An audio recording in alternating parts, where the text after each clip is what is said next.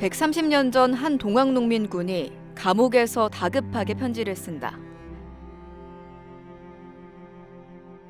어머니, 300냥만 있다면 살아서 나갈 수 있는 방법이 있으니 제발 잊지 마시고 돈을 꼭 보내주세요.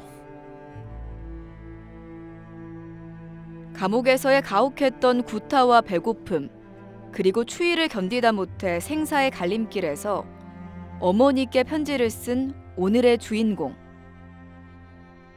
그는 바로 나주에서 활동하던 동학농민군 지도자 한달문이다.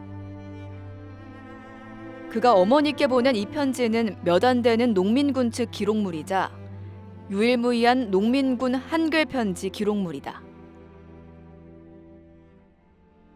세계 기록유산 기록물을 등재하는 과정에서 다른 여러 가지 동학농민혁명 기록물보다 이 농민군이 직접 생산한 기록물 되게 중요한 의미가 있다고 해서 그 한달문 편지가 그 기록물 목록 첫 번째로 들어가 있습니다. 한달문이라는 인물과 그가 남긴 편지를 통해 당시 농민군이 겪어야 했던 가혹한 현실을 한번 들여다보자.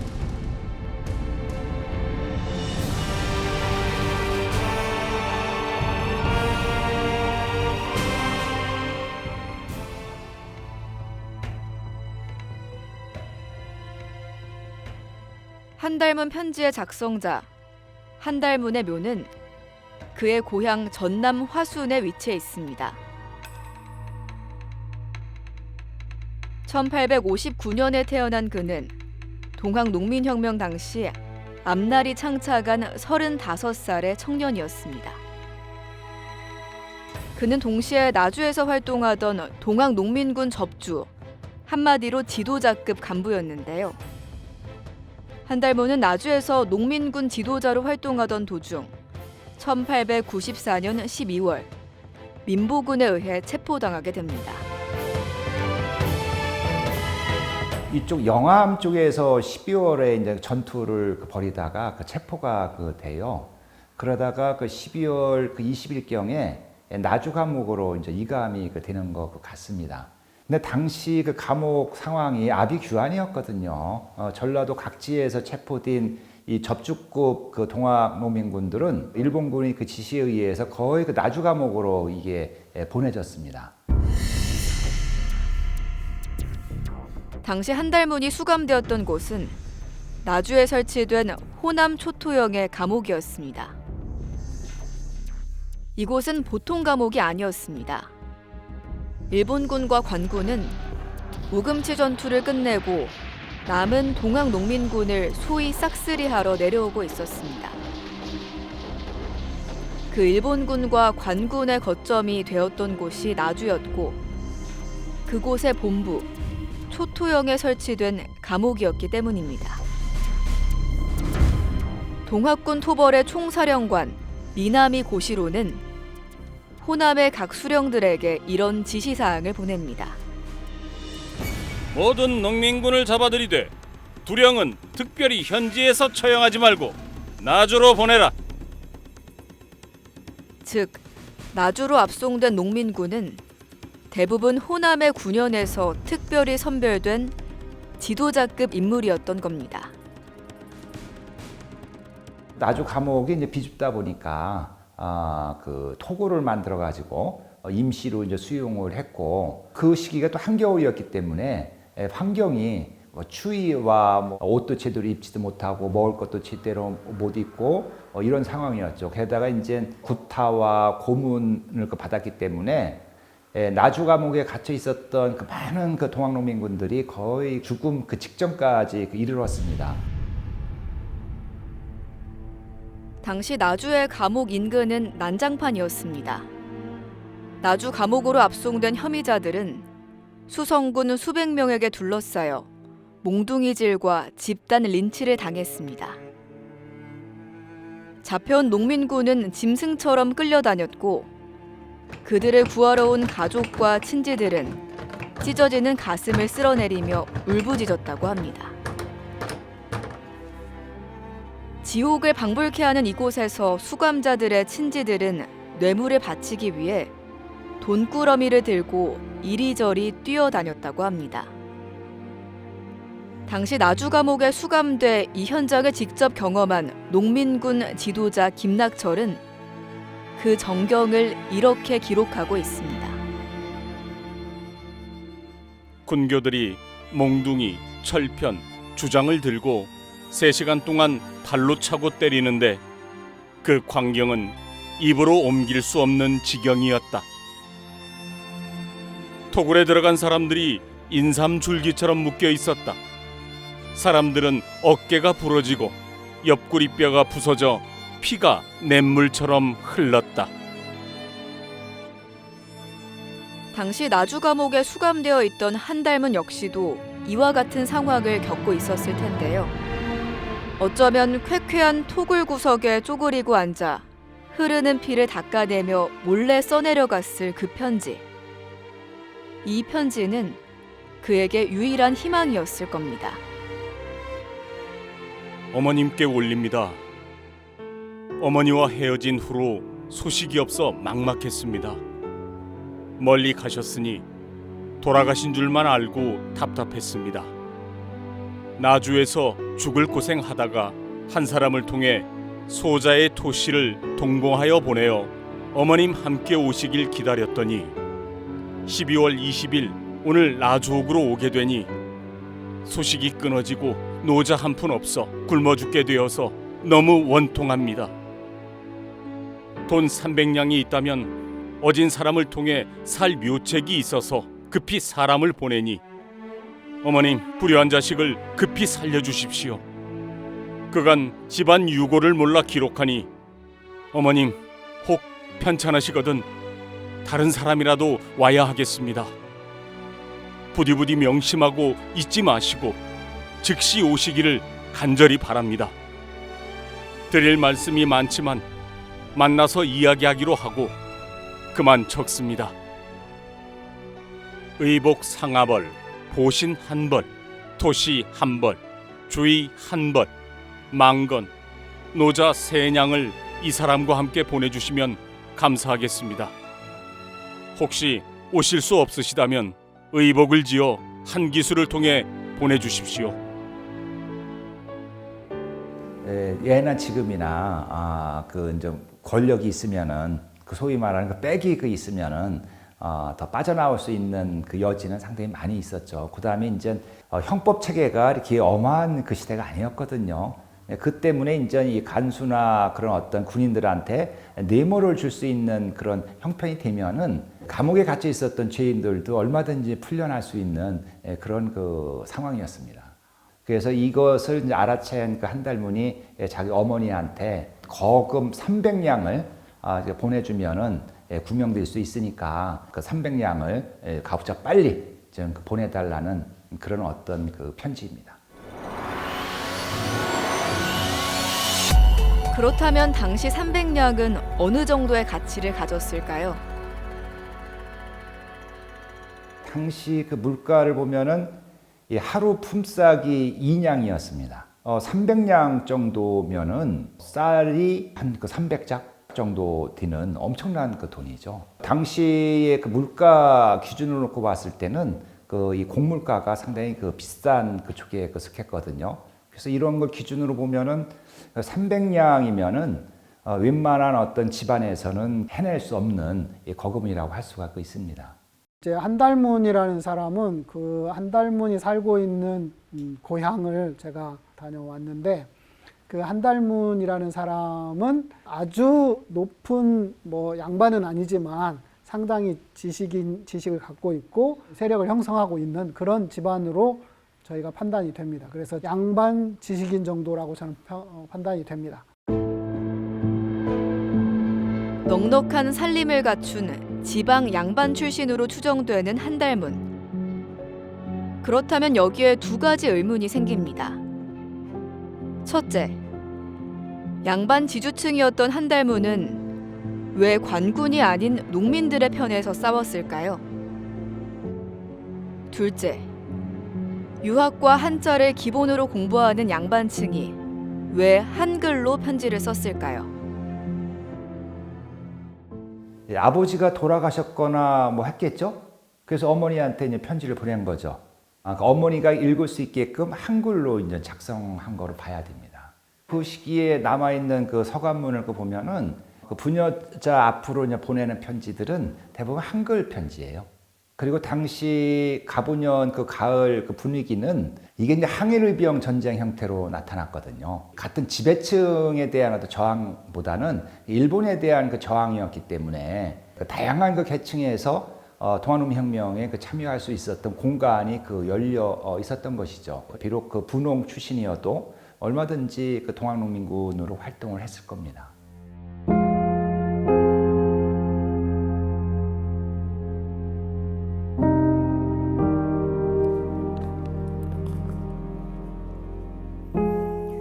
당시 한달문의 어머니 입장에서 잠시 생각해보면 오랫동안 소식이 끊긴 아들 걱정에 밤잠 이룰 새 없었을 겁니다.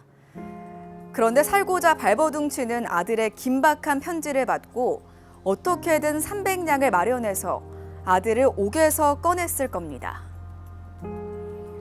하지만 어머니의 간절한 바람과 달리 한달문은 옥에서 나온 지 이틀 만에 사망한 것으로 전해집니다. 옥에서 겪었던 모진 고문과 몽둥이질의 후유증 때문일 겁니다. 더 자세한 이야기를 듣기 위해 한달문 편지의 기증자이자 한달문의 친손자 한우회 씨를 찾았습니다.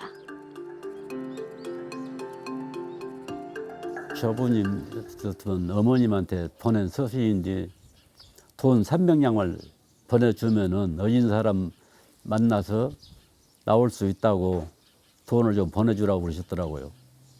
그런데 돈을 보내주고 나오셨는가 안 주고 나오셨는가는 모르는데 돌아가시게 될 정도 된 게 모셔가라고 한다 해서 모셔다 축상만 했다고 아버지한테 그렇게만 들었어요. 그래도 그 골창에서는 살면 여름에 쌀밥 먹으려면 우리 집 일을 왔다 간다고 말이 그래요. 그 골창에서 제일 잘 살았다요. 거기서. 그 살림 싹 뺏겨버리고 역적으로 모지니까 그때 말로는 3대를 멸한다 했잖아요. 죄를 지으면. 실은 우리가 그렇게 해서 뺏겨버리고 이거를 올 때는 아무것도 없이 몸만 왔어요. 우리. 여기 와서 몸뚱이로 벌어서 먹고 살았지. 동학농민군 후손들 중엔 주로 증손자와 고손자가 많은데요. 한우회 씨는 그중 흔치 않은 직계 손자입니다. 올해로 만 88살에 접어든 한우회 씨는 아버지에게도 친척들에게도 할아버지 한달문에 대한 이야기를 들은 적이 없다고 합니다. 전남 화순에 기반을 잡고 있던 한달문의 가문 친척들은 동학농민혁명 이후 모두 뿔뿔이 흩어졌는데요. 역적의 오명을 피해 떠나온 한달문의 손자 한우회 씨의 가족은 그렇게 이곳 나주에 무일푼으로 정착하게 됐다고 합니다. 아버지가 말씀하시기를 뭐라고는 할아버지가 죄를 많이 지어서 이러고 사니까 그런 줄 알으라고만 해. 그러고 말을 안 했어요. 또 그렇게 빈 몸뚱이로 나와가지고 행패인 샬로 거짓 생활을 하다시피 하고 살았지.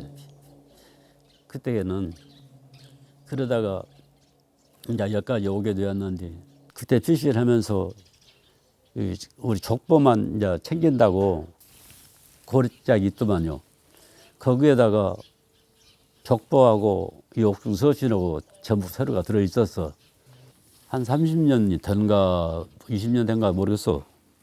큰아버지가 쓴 서책이 있어. 글씨를 쓴 책이. 근데 그 속에 가서 그 들어 있었어. 옥중 서신이. 평생 존재조차 몰랐던 할아버지의 편지가 발견돼 세상에 나온 건 불과 30년 전의 일이었습니다. 한우회 씨의 큰아버지가 남긴 책 속에서 우연히 발견된 할아버지 한달문의 편지.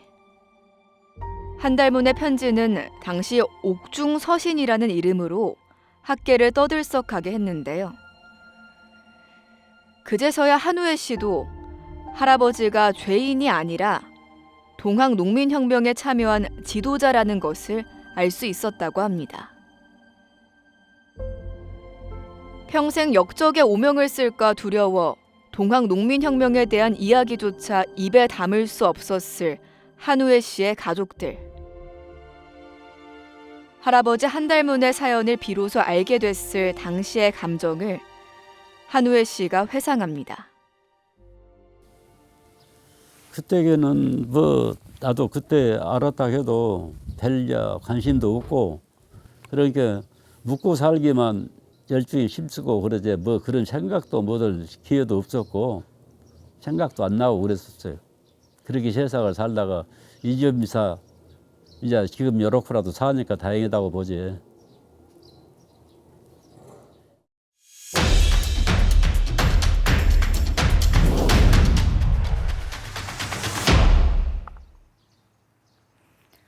한달문은 지역에서 튼튼한 기반을 갖추고 유학을 공부한 향반으로 추측되는데요. 그럼에도 그는 농민군 편에 서서 세상을 바꾸고자 했습니다. 하지만 끝내 부정부패한 현실에 기대 목숨을 부지하고자 했던 그 심정은 얼마나 비통했을까요? 하지만 냉철히 따지고 보면 가지지 못한 민초들은 그것마저 기대하지 못한 채 다가오는 죽음을 받아들여야만 했습니다. 나주 감옥에 수감된 자들은 물을 마실 수도 밥을 먹을 수도 없었습니다. 죄인의 가족이 뇌물을 바쳐야 비로소 밥을 먹을 수 있었고 장작을 사와야 온도를 데워줬다고 합니다. 토시와 버선을 부탁한 한달문 역시도 12월의 매서운 추위를 버티기 위해서는 달리 방법이 없었을 겁니다. 뇌물을 바칠 수 있는 형편이 되지 못하는 사람은 어떤 운명을 겪었을지는 불보듯 뻔할 수 있습니다.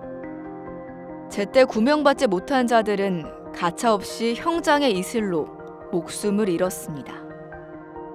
당시 현장에 있었던 한 일본군 병사의 일기에 따르면 일본군이 나주에 머무는 한 달 동안 무려 680명의 농민군이 처형당했다고 합니다. 그 시체는 이곳저곳에 버려져 당시 나주 전역이 시체 썩는 냄새로 가득했고 이름 없는 묘가 주변을 뒤덮었다고 합니다. 그 끔찍했던 나주 감옥은 현재 흔적조차 사라지고 없는데요.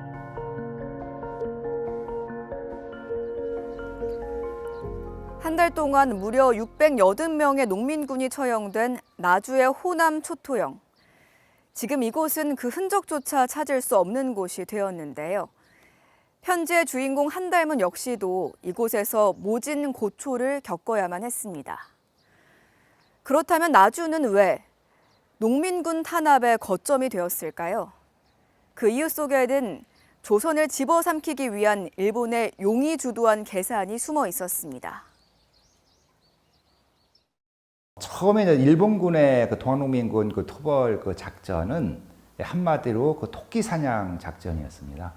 그러니까 전라도 서남단으로 이제 동학농민군을 몰아서 싹쓸이 하자는 그런 전략이었거든요. 그 때문에 이제 그 일본군 후비보병을 3개 중대로 이제 나눠가지고 하나는 그 동로중대, 서로중대, 이제 중로중대로 이제 나누어서 그 남쪽으로 이제 진군을 해 들어갑니다. 동학농민군을 서남단으로 몰기 위해서는 어떠한 중대를 먼저 내보내야겠어요. 동쪽에 있는 일본군이 먼저 출발을 해야 되죠. 그래서 이 동로중대는 이 충주로 해서 제천으로 해가지고 경상도로 해서 이제 밀어내는 그 전략이었거든요. 동학농민군을 전라도 서남단으로 이제 몰아간 것이죠. 마치 토끼몰이 사냥을 하듯 동학농민군을 전라도 서남단으로 쫓아가며 토벌한 일본군의 전략. 그들은 농민군이 다른 지역이나 외국으로 도망가지 못하도록 새 방향으로 포위해서 내려오며 이른바 싹쓸이를 해나갔습니다. 바로 이 과정에서 동학농민혁명 최대의 전면전, 우금치 전투가 일어났습니다. 이 전투에서 승기를 잡은 일본은 무서운 기세로 남쪽으로 내려와 남은 농민군 세력을 해체하고 체포했습니다. 전라도 서남단으로 쫓겨 내려간 그 동학농민군을 그 마지막 이 진압하는 데 있어서 본거지 역할을 한 것이 그 나주입니다. 그럼 그 일본군은 왜 그 나주에 이 어떤 진압 본부를 이제 설치를 했느냐면은 나주 같은 경우에는 동학농민군한테 함락당한 적이 없었습니다. 그래서 다른 어느 지역보다도 나주성은 안전 지역이었습니다. 그래서 이제 그 일본군 대장 그 미나미는 12월 그 10일 날 나주에 도착해서 거기에 대대 본부를 설치한 다음에 그것을 중심으로 해서 주변 지역 그 동학농민군을 싹쓸이했던 겁니다. 당시 전라도에서 전주 다음으로 큰 도시 나주. 농민군은 이곳을 점령하기 위해 여러 차례 전투를 벌였지만 나주는 결코 함락되지 않았습니다. 이후 일본군이 나주로 진군하자 일본군 대대장 미나미 고시로는 나주의 금성관에 토벌본부를 설치합니다. 조선시대 왕을 모시던 의례 공간이자 지방의 출자군 사신이 지냈던 공간이 일본군의 토벌본부가 된 겁니다. 동학농민군의 세력은 우금치 전투 이후 크게 꺾이지만 일본군의 추격은 여기서 멈추지 않습니다. 그렇다면 일본은 왜 그렇게까지 집요하게 농민군을 끝까지 토벌하려고 했을까요? 후환을 방지하는 거였죠. 워낙 이제 동학농민군 세력이 이제 그 막강을 했고, 당시 그 일본군은 이제 청일전쟁을 수행하는 그 과정이었는데, 이때 일본이 가장 그 신경을 많이 쓴 것은 다른 나라들의 정세였습니다. 특히 이제 다른 나라 중에서도 러시아가 청일전쟁에 이제 개입을 하면 안 되기 때문에 러시아의 통정을 예의주시했거든요. 특히 이제 이 동학농민군이 그 북쪽으로 올라가 가지고 러시아와 그 결탁을 해서 일본군에 그 대항을 하지 않을까, 이런 그 걱정들을 많이 했습니다. 이 때문에 이제 그 후환을 방지하기 위해서 그 싹을 미리 예방을 했다라고 볼 수도 있습니다. 그러니까 일종의 예방 학살이죠. 또한 당시 청나라와 전쟁 중이던 일본은 물자를 수송하기 위해 조선에 전초기지를 설치하고 있었습니다. 하지만 지방 곳곳에 자리 잡은 농민군 세력은 일본군의 보급기지를 파괴하기도 했고 물자 수송을 방해했습니다. 이러한 사실로 미루어 보아 조선을 점령하고 이를 발판으로 대륙으로 진출하려던 일본에게 동학농민군은 반드시 싹을 잘라야 할 큰 걸림돌이었습니다. 그리고 그 싹을 자르는 과정은 예상했듯이 비인간적이고 잔인했습니다. 네, 가장 그 흔한 그 일본군의 그 동학농민군 학살은 총 개머리판이 있죠. 개머리판으로 때려 죽이는 일이 비일비재하게 일어나더라고요. 이 전라도 같은 경우에는 불태워 죽이거나 아니면은 그 총검술 하기 위해서 총검 그 연습용으로 이제 동학농민군을 죽이기도 하고, 조선 정부에서 처형한 방식은 목을 베서 이제 죽이는 그 방식이라든가 이게 가장 많고요. 그다음에 일부 지역 같은 경우에는 작두로 목을 잘랐다라는 그 지역도 있는데 충남 그 태안이라든가 몇 군데 지역에서 확인이 되는 것 같아요. 동학농민군은 그렇게 끔찍한 최후를 맞았습니다. 찔려 죽고, 불타서 죽고, 목이 잘려 죽고, 맞아서 죽고, 누군가는 갇힌 채로 추위와 배고픔에 말라 죽었습니다. 부유한 양반이었고 지켜야 할 집안과 식구들이 있었을 아버지이자 남편 한달문. 그에게는 많은 선택지가 있었을 겁니다. 누군가는 많은 재산과 선택지를 활용해 관직을 얻기도 했고, 누군가는 줄을 대어 친일파가 되기도 했습니다. 그 뒤에는 부귀영화가 따랐습니다. 하지만 한달문이 선택한 길의 끝에는 본인의 죽음과 한순간에 길바닥으로 내몰려 역적이라는 오명을 견뎌야 했을 자식과 손주들의 모진 세월이 있었습니다. 이제 내일 모레 아흔을 바라보는 한우혜 씨는 그 세월을 어떻게 받아들였을까요? 원망스럽진 않으셨나요? 예? 원망스럽진 않으셨어요? 원망이요? 네. 원망은 안 했죠. 내가 그 사실을 안다고 하더라도 내가 어려서 모르는 일이었고 아버지도 요리 오셔갖고 무엇이 없이 살다가 보니까 이러다가 콘사판에 일을 가셔갖고 뭐 흑차를 밀다가 그것이 허벅다리가 부러져 버렸어요. 그래가지고 그때 병원도 별로 없지만은 예, 돈도 없고 그러니까 병원에도 못 가고 그러고 계시다가 돌아가셔 부르고 세상살이를 얼척없이 살았어요. 할아버지 묘에다가 입비를 해서 비석을 다 씌워놨으니까 내가 할 일은 다 했구나 싶어요.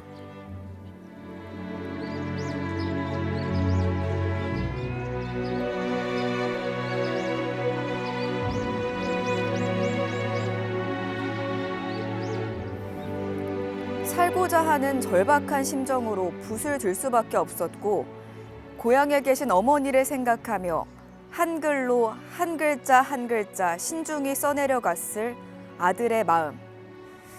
동학농민군의 처지와 실상을 보여주는 이 한 장의 편지는 조금 더 나은 세상을 위해 차디찬 세상 속으로 뛰어든 자식들과 그런 자식을 기다리는 어머니의 아픈 마음을 보여주는 생생한 기록이자 유산입니다.